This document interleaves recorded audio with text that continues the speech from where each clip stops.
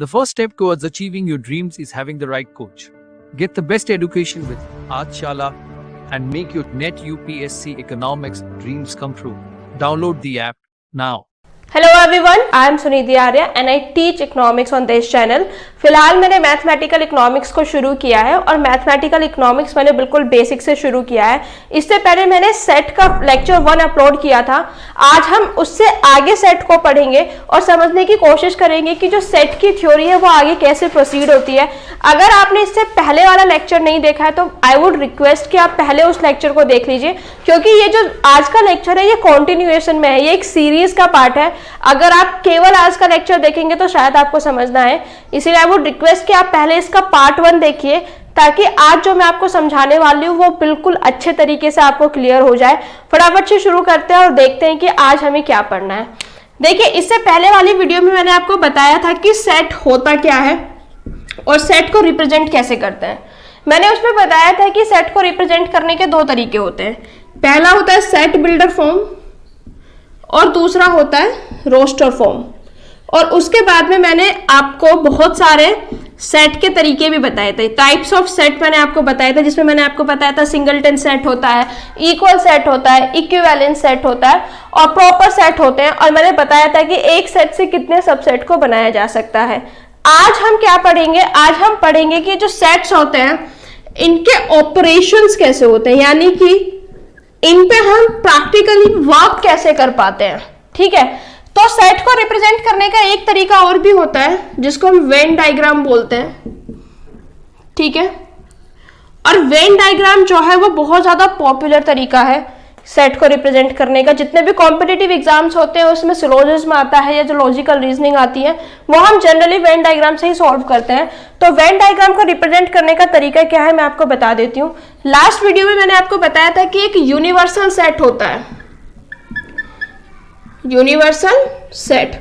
Universal set का मतलब क्या होता है? यूनिवर्सल सेट वो सेट होता है जिसमें सारे ऑब्जर्वेशन जितने भी कंसिडरेशन में होते हैं सब प्रेजेंट होते हैं। लेट्स से अगर हम सारे अल्फाबेट्स, ठीक है, सारे अल्फाबेट्स को कंसीडर करना चाह रहे हैं तो यूनिवर्सल सेट क्या होगा? ए से लेके जेड तक।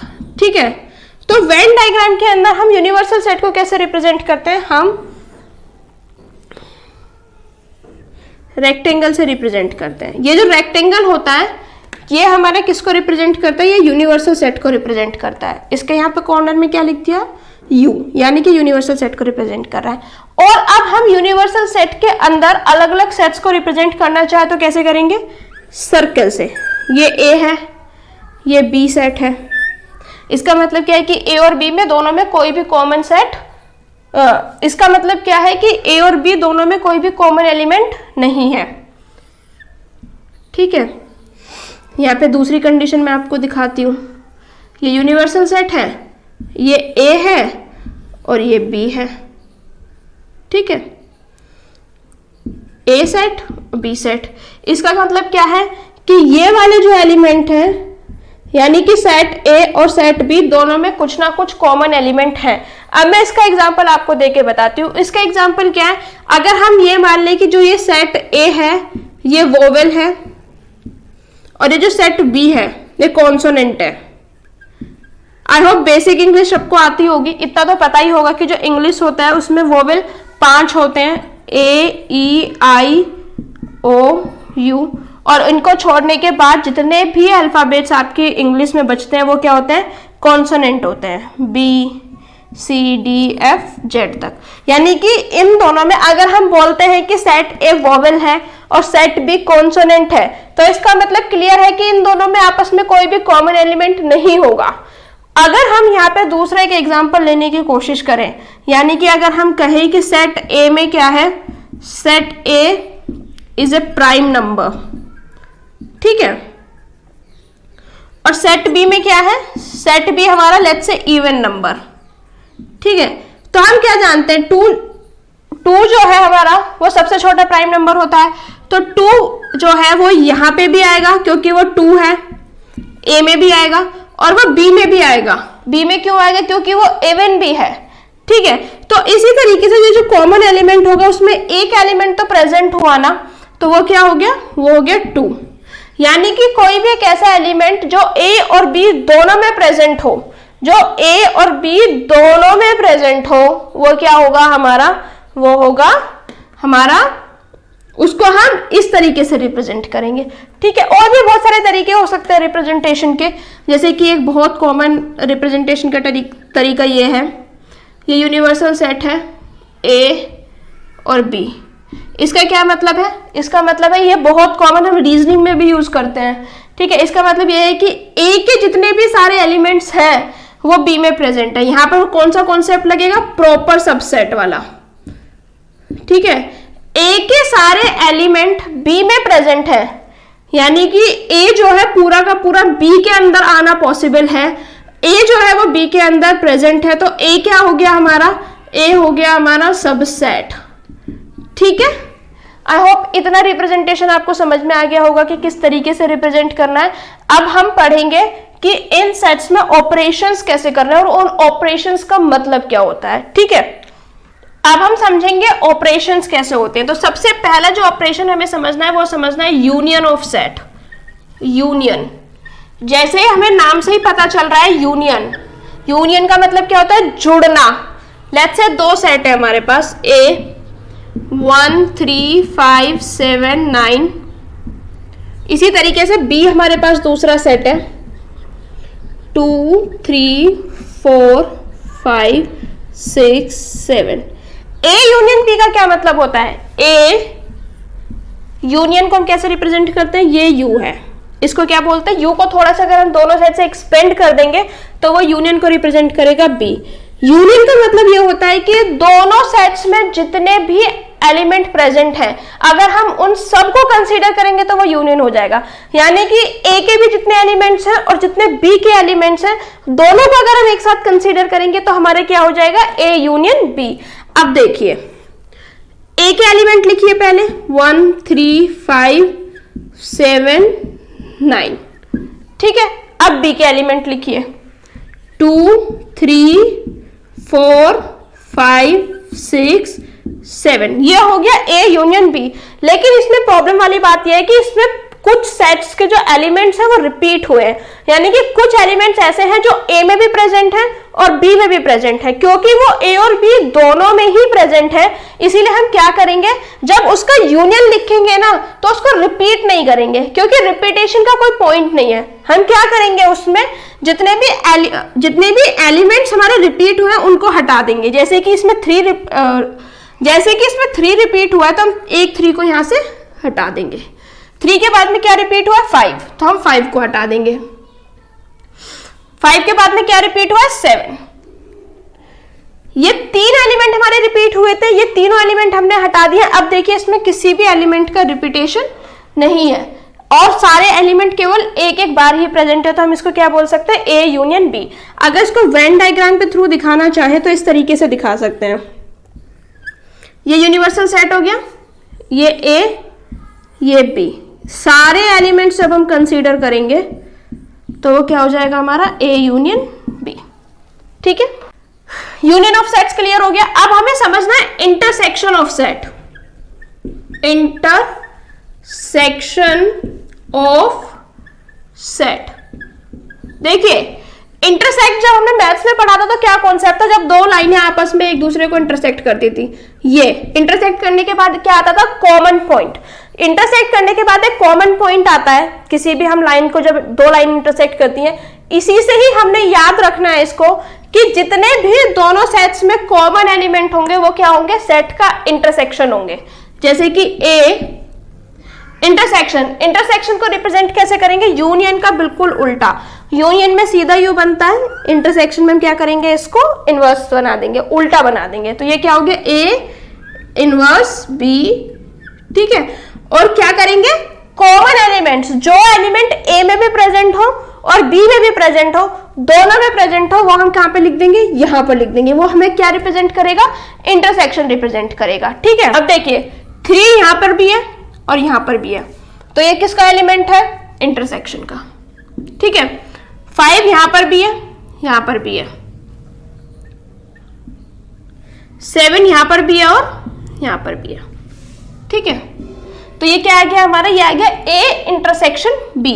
इसको हम वेन डायग्राम के थ्रू कैसे रिप्रेजेंट करेंगे, पहले भी बता चुकी हूं। ये यूनिवर्सल सेट है, ये ए, ये बी, ठीक है, this is A, this is B, और जो दोनों के कॉमन एलिमेंट होंगे वो क्या हो गया, इंटरसेक्शन ऑफ सेट। ये क्या हमारा जो शेडेड रीजन है, जो कॉमन रीजन है, वो क्या होगा हमारा, इंटरसेक्शन ऑफ द सेट होगा, ठीक है। हमें एक सेट को समझना है, डिसजॉइंट सेट। डिसजॉइंट सेट कोई भी ऐसे दो सेट जिनमें कुछ भी कॉमन ना हो, केवल कॉमन क्या होगा, फाई। मैंने आपको बताया था फाई जो होता है वो हर सेट में प्रेजेंट होता है, ठीक है। इवन फाई जो है वो हर सेट का सबसेट होता है। तो एक ऐसा सेट जिसमें और कोई एलिमेंट कॉमन ही ना हो फाई के अलावा, उसको हम क्या बोलते हैं, डिसजॉइंट सेट। थोड़ी देर पहले मैंने भी आपको समझाया था वेन डायग्राम के थ्रू, यू देखिए इन दोनों में कोई भी कॉमन एलिमेंट नहीं है, वोवेल और कॉन्सोनेंट का एग्जांपल। तो इसको मैथमेटिकल टर्म में क्या बोलेंगे, डिसजॉइंट सेट।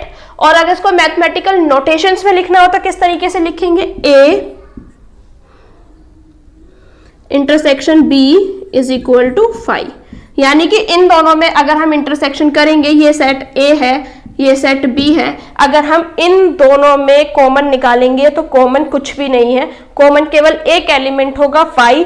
फाई इसीलिए होगा क्योंकि वो हर सेट का एलिमेंट होता है, और इसको मैं डिटेल में लास्ट वीडियो में बता चुकी हूँ। इसीलिए मैंने आपको बोला था कि लास्ट वीडियो को समझ कर आइए, ताकि आपको आज की वीडियो को समझने में कोई दिक्कत ना हो, ठीक है। Union, intersection, disjoint set. अब हमें सिमेट्रिक डिफरेंस का कॉन्सेप्ट और समझना है। थर्ड ऑपरेशन जो हमें यूज करना है, थर्ड ऑपरेशन जो हम समझेंगे वो है डिफरेंस ऑफ सेट। जैसे अब सभी लोग जानते हैं डिफरेंस ऑफ सेट, डिफरेंस का मतलब होता है सब्ट्रैक्ट करना, addition, difference, subtraction, basic algebra जो हम सबने पढ़ा है। तो दो सेट है ए और बी, अगर हम रिप्रेजेंट कर रहे हैं ए माइनस बी, इसका मतलब यह है कि हमें वो सारे एलिमेंट कंसीडर करने हैं जो ए में तो प्रेजेंट है लेकिन बी में प्रेजेंट नहीं है, ठीक है। यानी कि वो अगर ए हमारा लिखा हुआ है 1 3 5 7 और हमारा बी लिखा हुआ है 2 4 3 5 7, तो हमें क्या करना है, हमें केवल वो एलिमेंट को कंसीडर करना है जो कि ए में प्रेजेंट है। अगर इसका वेन डायग्राम बनाकर देखें तो वो इस तरीके से दिखेगा। ये यूनिवर्सल हो गया, this is A, this is B, A और बी। तो देखिए जो कॉमन है ना, इसमें ट्रिक यही है, इसी ट्रिक में बच्चे कंफ्यूज होते हैं।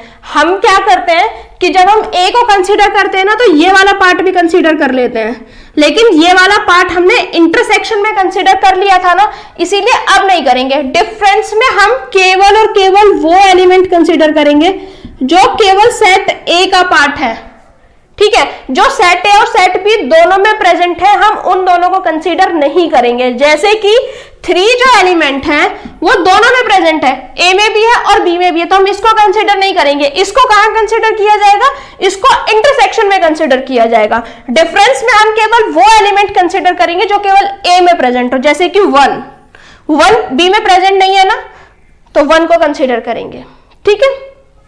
इसी तरीके से अगर हम a माइनस बी की जगह b माइनस ए लिख दें, ठीक है, तो b माइनस ए का क्या मतलब होता है,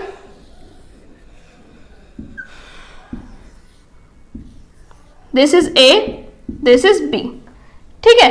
तो b माइनस ए का क्या मतलब होता है, b माइनस ए का मतलब होता है वो सारे एलिमेंट जो केवल b में प्रेजेंट हो। तो b में ऐसा कौन सा एलिमेंट है जो केवल b में प्रेजेंट हो और a में नहीं है, 4। इंटरसेक्शन में हम केवल कॉमन पार्ट को कंसीडर करेंगे, लेकिन जब डिफरेंस की बारी आएगी तो हम केवल किसको कंसीडर करेंगे, केवल उस पर्टिकुलर सेट को कंसीडर करेंगे, उसके कॉमन पार्ट को नेग्लेक्ट कर देंगे, ठीक है। अब हमें समझना है सिमेट्रिक डिफरेंस, एक कॉन्सेप्ट होता है।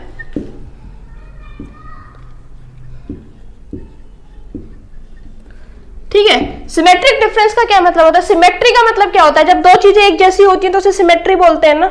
अगर आपने नॉर्मल डिस्ट्रीब्यूशन पढ़ा होगा तो उसमें हम बेल शेप्ड कर्व पढ़ते थे ऐसे, ठीक है। तो ये क्या सिमेट्री है, सिमेट्री का मतलब क्या होता है, अगर हम उसको बीच में से काटेंगे और दूसरी साइड पे ओवरलैप करेंगे या फिर उसको चिपकाएंगे तो वो पूरे तरीके से उसको कवर कर लेगा, that is the difference that is the definition of symmetry, symmetric difference. तो यहाँ पे सिमेट्रिक डिफरेंस हमें निकालना है। सिमेट्रिक डिफरेंस हम किस तरीके से निकाल सकते हैं? ये जो जिस तरीके का ट्राइंगल होता है, थोड़ा सा इसका जो राइट साइड है उसको डबल उस पे पेन चलाइएगा तो वो सिमेट्रिक डिफरेंस का फॉर्मूला बन जाएगा। A symmetric difference B is equal to A minus B union B minus A. यानी कि ये जो हमारा a माइनस बी आया है, a माइनस बी हमारा क्या आया था? a माइनस बी हमारा क्या था? 1 और b माइनस ए क्या था हमारा? 4। जब हम इन दोनों का यूनियन कर देंगे, याद कीजिए यूनियन में मैंने आपको क्या बताया था, जो देखिए अब हमारे जो सेट बन गए हैं ना वो ये सेट बन गए हैं, a और b सेट नहीं है अब, a माइनस बी और b माइनस ए, ये दो सेट बन गए हैं अब हमारे। ये समझने वाली बात है, ठीक है। तो ये जो दो सेट बन गए हैं, अगर हम इसका यूनियन निकालेंगे a minus B union b minus A, तो क्या होगा? दोनों सेट्स के कॉमन दोनों सेट्स के एलिमेंट्स को हम कंसीडर करेंगे 1 4, ठीक है। तो ये क्या हो गया हमारा? ये सिमेट्रिक डिफरेंस निकल के आ गया है, ठीक है। अगर हम इसको u a माइनस बी क्या है? ये a माइनस बी हो गया, ये क्या है? ये b माइनस ए हो गया। अगर हम इन दोनों को जोड़ देंगे तो क्या आएगा हमारा? a symmetric difference with respect to b, ये आ जाएगा, ठीक है। इतने में कोई कंफ्यूजन नहीं है, इतने में कोई डाउट नहीं होना चाहिए। इस तरीके से हम इसको रिप्रेजेंट करेंगे। केवल a इंटरसेक्शन b वाला जो पार्ट है वो बचेगा, बाकी सब जो है कंसीडर किया जाएगा। सिमेट्रिक डिफरेंस तक हमें समझना था, ठीक है। आई होप आपको आज का वीडियो अच्छा लगा होगा और आपको समझ में आया होगा कि किस किस तरीके के ऑपरेशंस जो होते हैं वो सेट में यूज होते हैं। इससे आने वाली नेक्स्ट वीडियो में हम अलजेब्रा के लॉज को पढ़ेंगे, यानी कि जो सेट का अलजेब्रा है उसमें प्लस माइनस शो करेंगे, या फिर commutative law, associative law, distributive law, ये जितने भी लॉज हैं उन सबको पढ़ने की कोशिश करेंगे और थ्योरम्स को पढ़ेंगे और देखेंगे कि रियल लाइफ में या फिर कहाँ पर हम एक्चुअल में इस थ्योरी का यूज करते हैं। आई होप आपको आज का वीडियो समझ में आया होगा, और आपको अगर फिर भी कोई डाउट है तो आप उसको कमेंट सेक्शन में बता सकते हैं। I would reply that. If you like my video please like it, share it with your friends and subscribe to the channel. Subscribe करने के बाद नोटिफिकेशन बेल को जरूर ऑन करें, ताकि नेक्स्ट टाइम मैं जब भी इसका थर्ड लेक्चर अपलोड करूं वो जल्द से जल्द आपको मिले। Until next time, thank you so much. Don't forget to like, share and subscribe.